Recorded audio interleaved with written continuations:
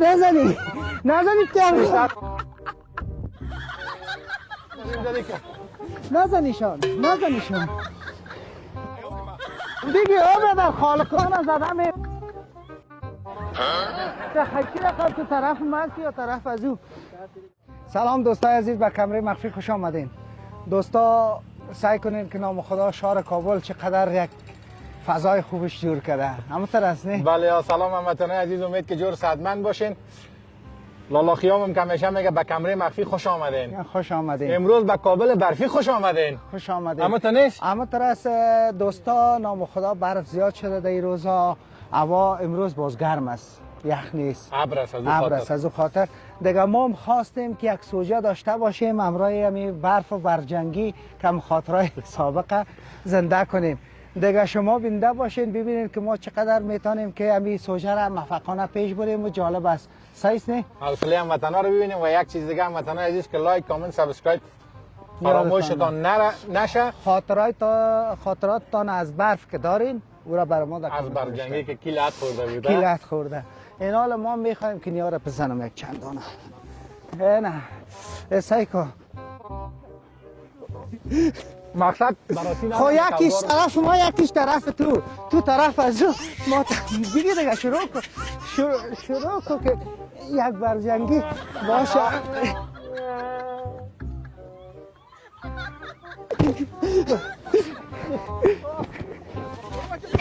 بیا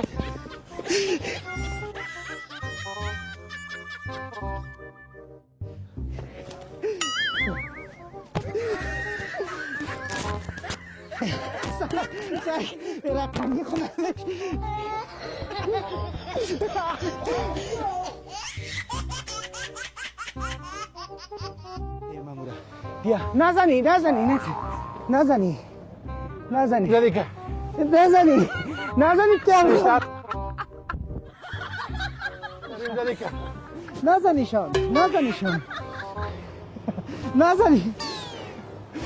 چرا پشت از رو پس کنه حمله است. نه نزنی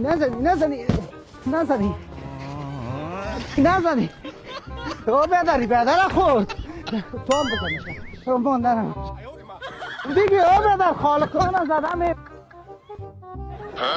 خیلی رقم تو طرف من یا طرف از او بسش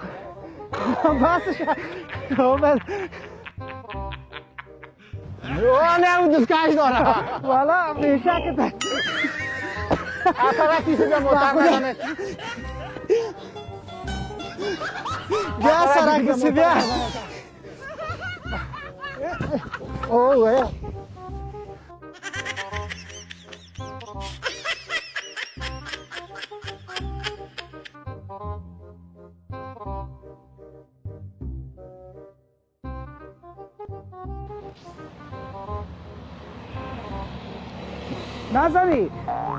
نزنی که بیادرم میخوره.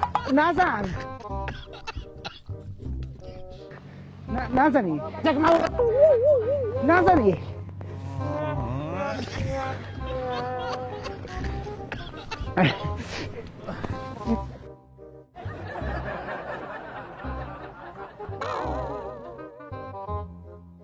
ما واسه یک جای شدیم. بیا که یک جای ما واسه یک جای شدیم.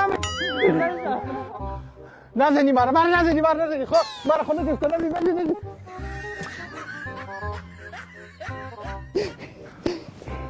ما واسه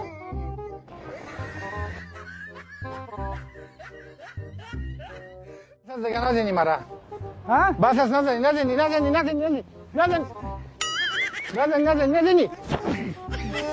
یا بچه. نه بچه مربوط که.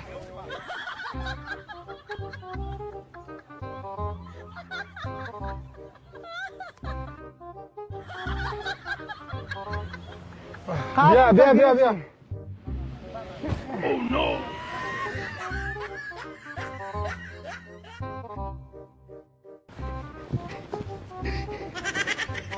Oh no. دیشه او بیا کتابچه اینجا. تفتید.